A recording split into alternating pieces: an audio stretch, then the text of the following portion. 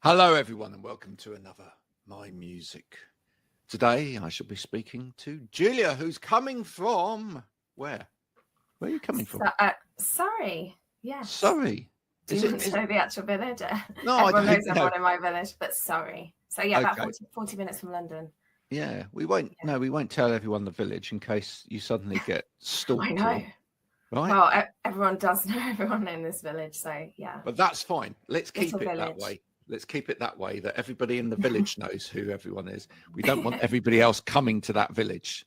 Although it may be good for the local cheese shop. Who knows? We will be talking to Julia all about her life in music straight after this. Keep on, don't stop.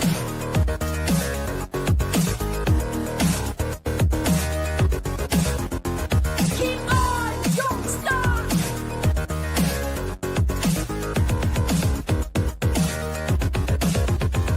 Keep on, don't stop.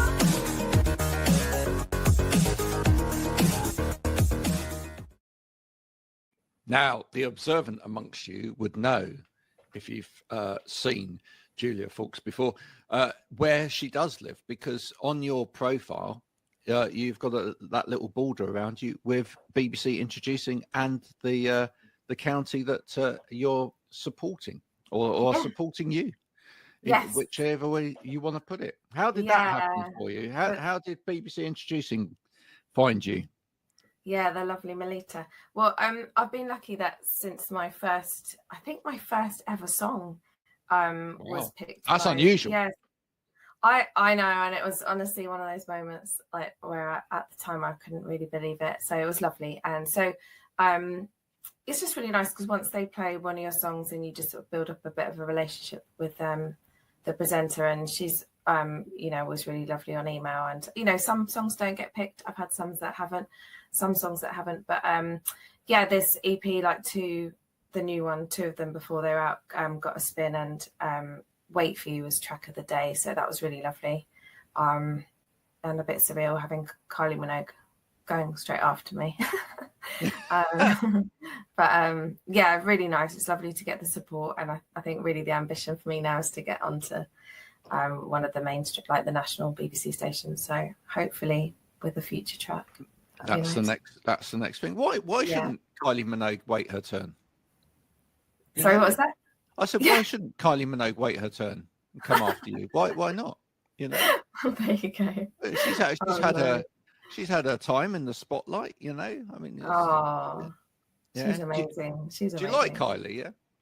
I think she's great, and I think her actual voice is very underrated. I've seen lots of live clips of her, and she's got a great voice, and she's done amazing, and cool. She's championing women like me and are slightly getting on to the later years of just still doing, just owning it, and just still doing her thing and wearing what she wants to wear, over the age of 40. So come on, you're a mere youngster.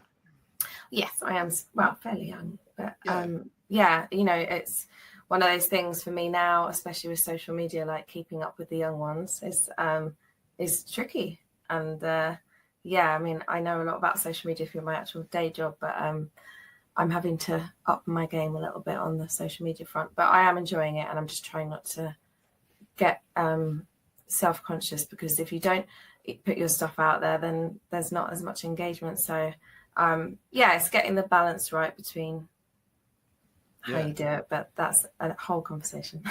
It's a great conversation, and it's one that we've had quite a lot on this program, because I've had a number of female artists on who are not 18, 19. They've perhaps got children, they've got family, they've been out to work, they've had a bit of a life, etc. Mm-hmm. And who are now in the process of trying to have a career, and some of them have met with some awful misogynistic, terrible behavior from people within the industry, etc. Why still in this day? It's terrible, isn't it? Yeah, I mean, I haven't personally experienced that myself, but it's still it still happens. And I think as a woman, like, I think we still sometimes can find it hard to speak up for, you know, I think sometimes afterwards I'll reflect on something and think, you know, actually I really wanted to do this way. I shouldn't have been such a people pleaser and said, no, this is what I want to do. But it's coming, and there's learning all the time, you know, about how I do stuff. But I mean, you know, that's the beauty of being independent as well, is that I have a lot of you know, creativity, and I can make a lot of choices myself how I do things. Yeah. So. It's a difficult one, because it's not to say nobody wants to say that like an 18-year-old can't put out a heartfelt song about romance or relationships or breakups or whatever, because sometimes you look at some of the people putting this stuff out and you think, have you actually been through any of this yourself? Right? Because you're so young, how could you possibly have been through all of that? But what I will say is that one of the things I've learned from talking to people that have been on this show who are perhaps a little bit further along in their life is that they've said it's been really wonderful how in more recent years, and they couldn't have done it perhaps earlier in their life, they're now finding that audiences do really appreciate the fact that they can share life experience that perhaps a youngster wouldn't be able to. Do you find that? Do you find that in terms of like when you're playing live and you're writing material, etc.? There's certain things that only you could write about because you've had the life that you've been through. Well, I think the thing is, I'm quite at the beginning of this journey of, you know, I've been recording music now for 5 years and writing my own music, but it's only now that I'm in the rehearsal studios with an originals band. So we're on the cusp. I haven't started doing that. It's going to happen. I wanted it to be that in the EP literally went out yesterday. It was my launch party last night, which was amazing. It was such good fun.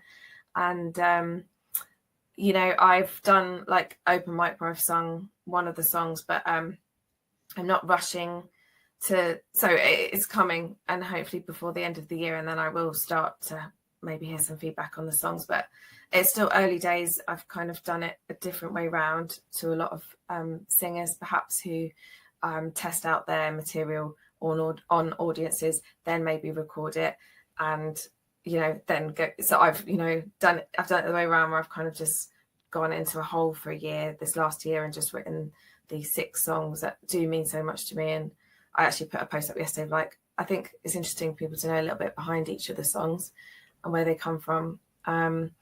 So yeah, I will see. It'll be interesting to see. But I do, you know, I'm conscious of kind of, I'm a storyteller, I'm a writer, and I write for a living. And, you know, I always try and the songs, you know, most songs have a theme. And I was conscious that quite a lot of my songs were about romantic relationships. And I've started to try and do, you know, more stuff about, you know, friendship and then even just things like a song that I've got coming out at the end of the summer called Overthinking, which I think is a big theme for people at the moment, is overthinking.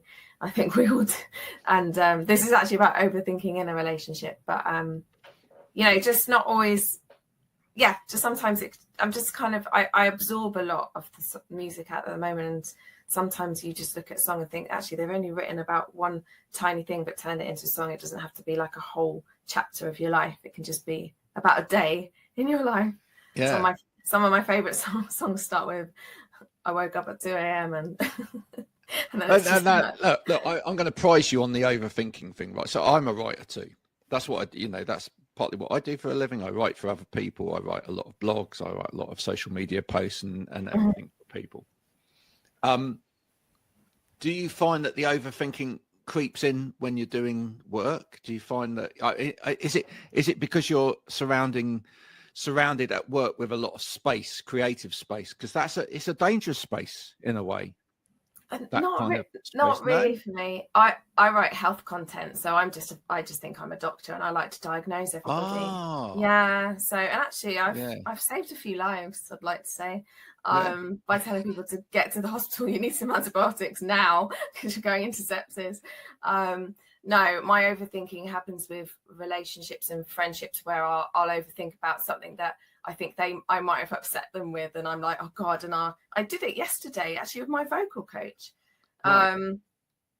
You know, sometimes I overanalyze things, and I think about, you know, oh, did that thing annoy you when I said that? And then half the time they're like, no.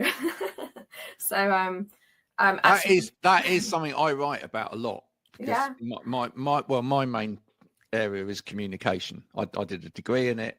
I then went on and sort of I did a diploma in broadcast journalism. I've continued like my interest in communication all the way through. I worked for a company that worked with cognitive overload and stuff like that.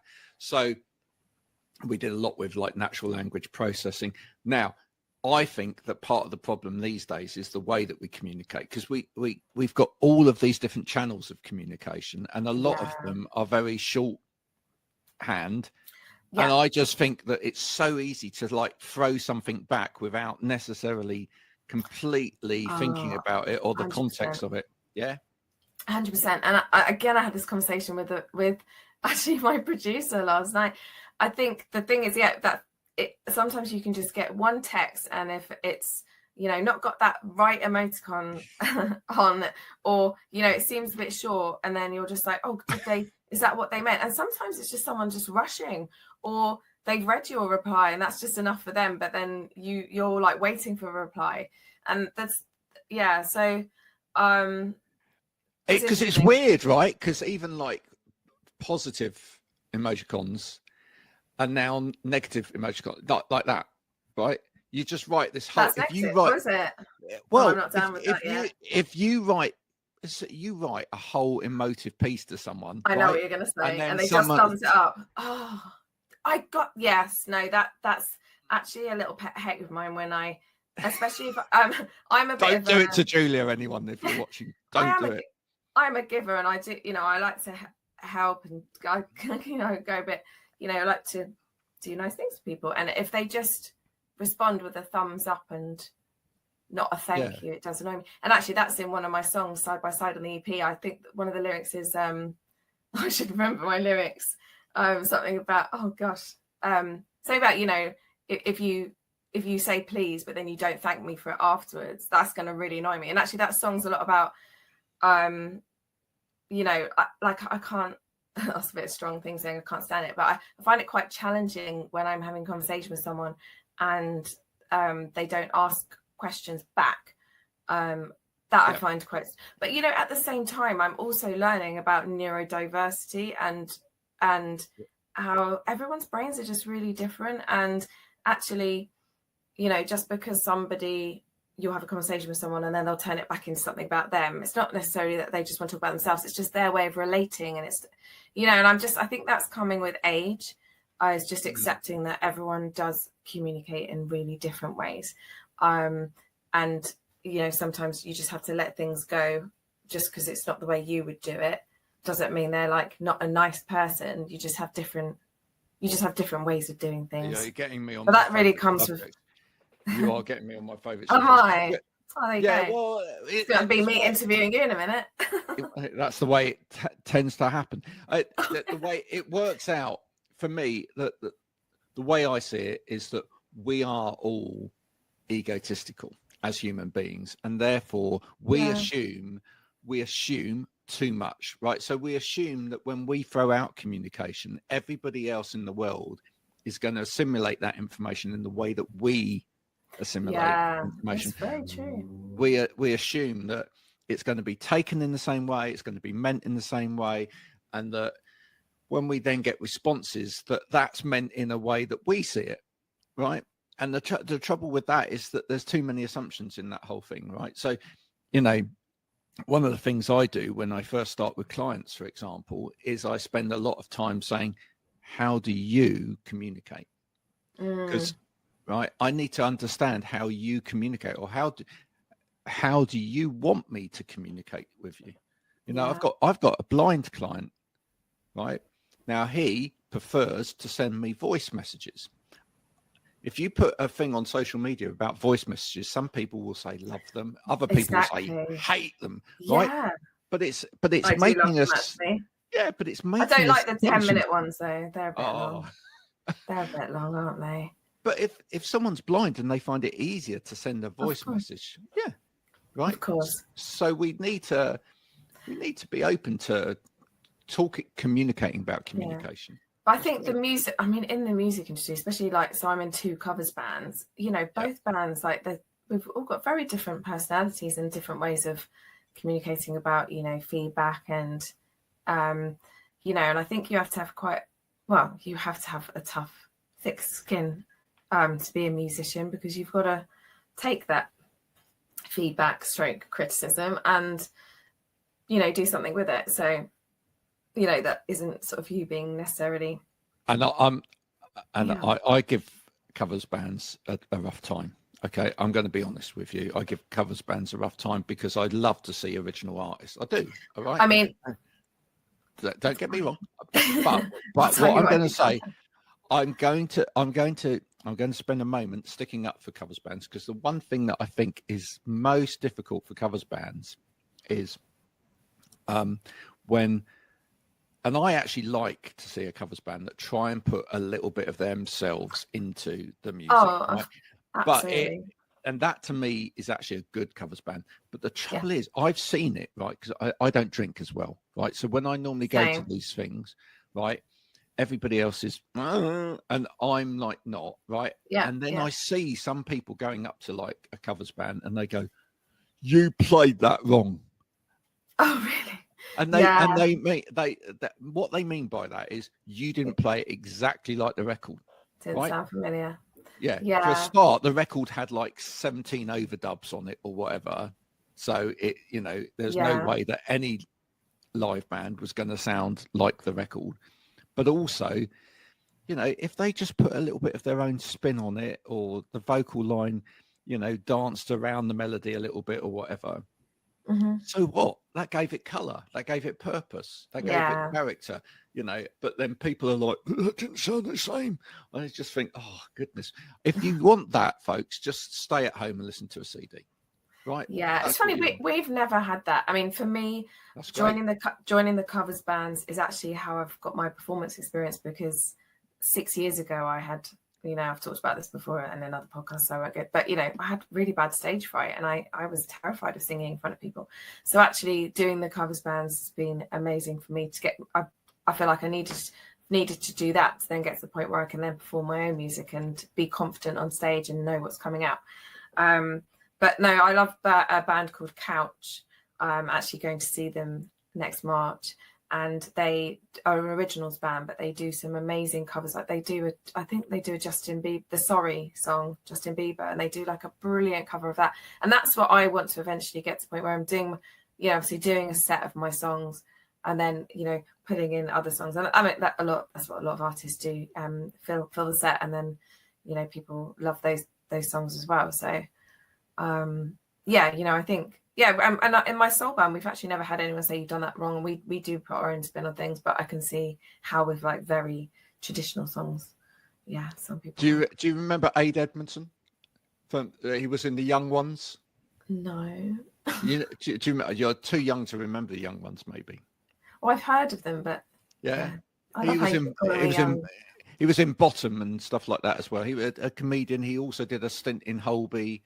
As one of the doctors. Okay. Not too familiar. Not familiar. Anyway, Ade Edmondson is a comedian, married to Jennifer Saunders. Maybe you've heard of her. Right. Okay. Definitely heard of her. And he had a band for a while. Very, very good band. It had like ex-members of Jethro Tull and whatever in it. So it was incredibly musically talented.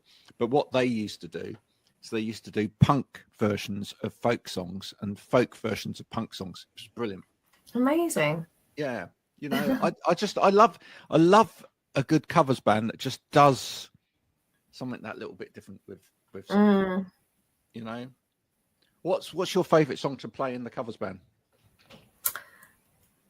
So I'm in 2. I'd say in the soul band, I really love the And People's track, I Can't Stand the Rain. And it starts off just really gentle, like do do do do do do beep beep, And I was actually doing it recently at the Cheese and Chili Festival, which was a really fun day. I saw But that. I mean, that sounds brilliant. Cheese and chili anyway. I mean, I actually nearly swallowed a wasp while I was singing, which could have been quite dangerous. And then I choked on a bit of lamb later on, so it was a bit of a day. But apart from that, the gig was really great. And as I was singing, I Can't Stand the Rain, then the heavens opened, and that one of my family members was in the audience just filming while the umbrellas were up. do you know what? I absolutely believe in those magical moments. Oh, yeah, it was Absolute- really no, cool. It was Seriously, really cool. do. I'm going to tell you a story now.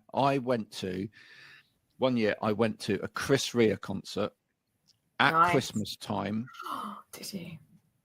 in Hammersmith in London, and the last song that he played was Driving Home for Christmas. He had fake snow coming down from the ceiling, right, love and that all of that. song. And then as the doors opened and we went outside, it started snowing. Stop. No, Chris Yeah. Rea had the power to make it snow. I love still that. to this day believe that. I love that. And You you're made making me You think that made it rain. I still need to write a Christmas song. Oh yeah, definitely. It's on my list to do. Tell everyone about the EP, because you thank you for coming today, by the way, after partying all last night. You know, Yeah, I've had 4 hours sleep. The EP. So, I'd taken a break from writing music to start performing and actually learning how to sing in front of an audience. And sort of after 2 years of doing that, I just felt, and I was starting to like listen to new music, and another producer friend of mine who I did a track with like 2020, I just said to him, can you just make me a playlist up of some music that you think I need to broaden my ears to some new sounds? And through doing that, it was actually really inspiring, and I just kind of started to just hear some melodies in my head. And then it was last summer really that I basically did most of the writing, I'd say between sort of June and August. And then I got in the studio by September, and my producer, he runs open mics in the area that I am part of the music scene in Reigate. And we started working in the studio. And at the beginning, I was just like, let's just do one song and see how it goes. And then they just started flowing out. And it's kind of taken almost a year, just kind of fitting it in with all my other commitments. And obviously, financial stuff, having to fund it myself. And I am signed to a label who release it, and they've got a publishing arm. So yeah, I would absolutely love for one of the songs to be synced. That would be another dream of mine. Just did it over the course of sort of 10, 11 months. Let's hold on to that little snippet there. What would you like it to be synced in? I mean, everyone's trying for like the opening of a Love Island or whatever. That's literally what I actually, because I was out, so I'm not trying to name drop here, but I was out with my friend Guy Howard, who's so it sounds like such a name drop, but he's a really good friend of mine, because I started out as a broadcast journalist, and he is on Heart FM during the week. He does the 1 a.m. to 4 a.m. slot. And we were actually out for drinks last week, and I said it to him about how it would be like a life ambition to get a song on Love Island, and he did find it quite funny. It's like, really? Anything else? I was like, I'm sure there's other things, but it's just such it's such a popular show. But I suppose any kind of I've recently had a load of the people that were on the first Virgin Island from Channel 4. I watched that. Yeah, because one of them a singer as well. There was surprise. Well, I'm just saying, I'm connected now to the people that do the casting for that, and for first, what's it called? Married at First Night. Oh yeah, love it, that as well. So maybe one of those. If you're watching, Channel 4. If you're watching, get a little bit of Julia in. That'd be great, wouldn't it? I'd love that, and I'd love that. It'd be great. I mean, everyone, that's the dream of a lot of singers, really. I think that's the thing these days. Is it about the streams, or is it about the exposure? It's nice to get the streams, and I have had songs do like reasonably well, considering I'm, a small artist in a big pond of artists. Sorry, this is the 4-hour sleep. My articulation's going. But actually, if I had to pick between like having a song like hit 1 million streams or being in like a really well-known program, I probably would go for the program actually. I'd go for the program because you're for more. me, yeah, it feels like when you if you published a book, it's that achievement of seeing it being published, and that for me is more of a hit, you know. Yeah. Well, yeah. it's more likely to seep into the conscience of a lot of people that way anyway. And it's almost the fact that it's been chosen as well to be in such a public place. I think that's a nice Exactly acknowledgement that this is good enough to put in front of another artistic piece of work. Because, you know, the people that create a piece of work, albeit television, albeit reality television, they're proud of that bit of work, and they've picked something of yours to put into their piece of work. And the soundtracks get really popular. There's a film out at the moment which everyone's talking about. Something K-pop? Yeah, K-pop demon. That's it. And apparently the soundtrack to that's great. So, you know, to be part of a soundtrack to something would be amazing. And a lot of artists, I mean, Olivia Dean, she was doing really well, but then obviously her song, which again, Through the Luck Soup, I now can't remember the name of it, but I absolutely love it. Dive. Was it? No, I think it's another one. Be Nice to Each Other. One of them was in the Bridget Jones film. And now she's on like even another level, you know, and it all elevates you up. I love her. She's amazing. You've achieved something quite difficult, I'm just going to say, on your EP, and that is to produce a happy song which doesn't sound sickly. Okay, which one's that? Well, I think there's a couple of them on there that are like that, and I think you've actually got that ability to produce a happy song that doesn't sound sickly, which is good. That's difficult though. Yeah, because actually Dig Deep is an interesting one, because I had a bit of feedback from a friend. You've got to be careful when you ask friends for feedback. Some do give very honest feedback, and actually the feedback on Dig Deep was, it sounds like quite a happy song, but actually when you listen to the lyrics, it's about the hardships of a relationship where you're like struggling to keep it going. And actually that's a bit, but I was like, but I'm still happy. For me, it's still work. Like, you know, obviously it's your artistic direction for how you would take it. Side by Side, you know, I was like, oh, is it a bit cheesy? It's kind of very Stevie Wonder chords, and actually it was really hard to produce. It was a very complicated song in terms of the structure, and we've done something quite different, you know, but I'm really happy with the end result. And like you say, like I was like, oh, is it cheesy? But it doesn't feel it. But I think it's difficult as the artist, because you become so attached to it, and you need to just stop over listening to your own stuff, because then you just can't hear Stevie Wonder's a really great example. You've given a really great example. Stevie Wonder produced some amazing happy songs which had tinges of sadness in them, but actually you know, didn't sound so sickly sweet. Do you know what I mean? I mean, if you think even a song like Isn't She Lovely, right? There's some interesting chords between the like the main verse or whatever, and runs that actually keep it from going sugar sweet, but it's a really up tempo, really positive, you know, main melody.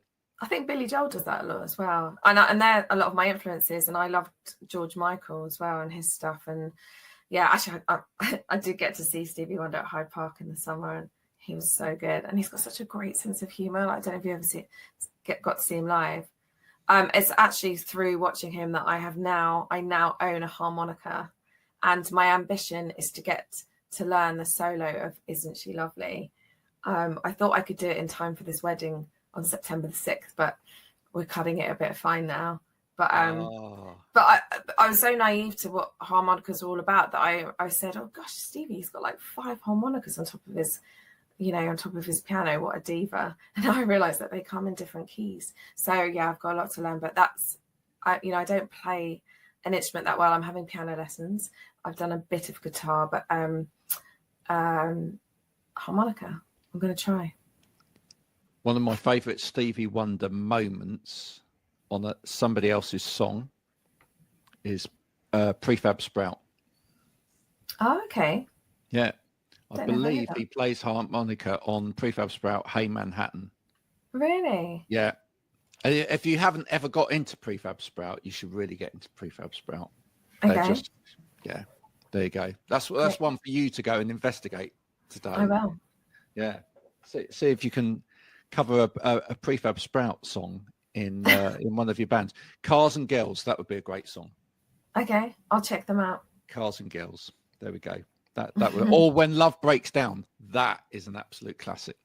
When Love Breaks Down. The things you do to stop the truth from hurting you. What a great lyric. What an absolutely great lyric. What's next for you then, Julia? So yeah, just going to be continuing to promote the EP. I'm taking a little break for a couple of weeks, but I've This is just to get over the launch party. yeah. I've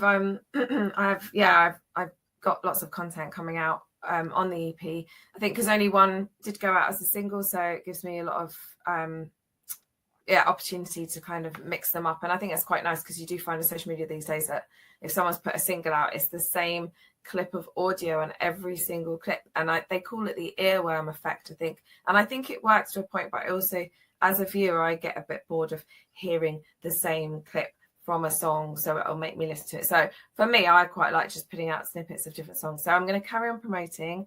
I've got a new single out on the 28th of August called Overthinking, which we have talked about, which is pop disco. It's with a different producer. He's from Montreal, and I wrote that. My label got in touch and just said, like, we think it would suit your voice and your style. I wrote the lyrics and the top line melody, so it's my writing, but it's his tracks, and we've done that together, mixed by George McFarlane, who did my first EP, who's worked for the likes of Shaka Khan and lots of different people. Jason Donovan, I think, as well. So yeah, all the 1980s greats. But that's coming out, and in rehearsals, like heavy rehearsals from September onwards. Well, maybe not heavy if my new band's listening to it. We'll take it easy. But I really want to do a show before Christmas with the band and find a really lovely venue to perform those and showcase them. And then next year, I think I'll start writing again. So. Start writing again. Yeah. Listen, I've asked this question a lot, but I'm going to ask you because of your heritage of who you've listened to, etc. Who would be, out of the people that are out and about at the moment, who would be the ideal support slot for you? Oh, the support slot. Gosh, that's hard to say because this is wow. I don't know. It's Olivia Dean on the phone. Okay, so what? It would be someone that's bigger than me. I mean, everyone. I don't know. Oh, that's a really tricky question. I'm not come very prepared because I just love so many bands. I will name one band that I'm really, really enjoy, and they're called Melt.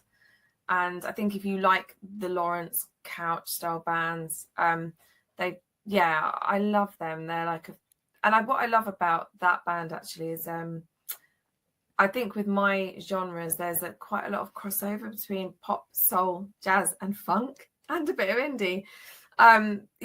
Obviously it sounds like me on the tracks, but I think what I like about all of their tracks is each track stands alone, and it's, if they want to put in brass, they put in brasses.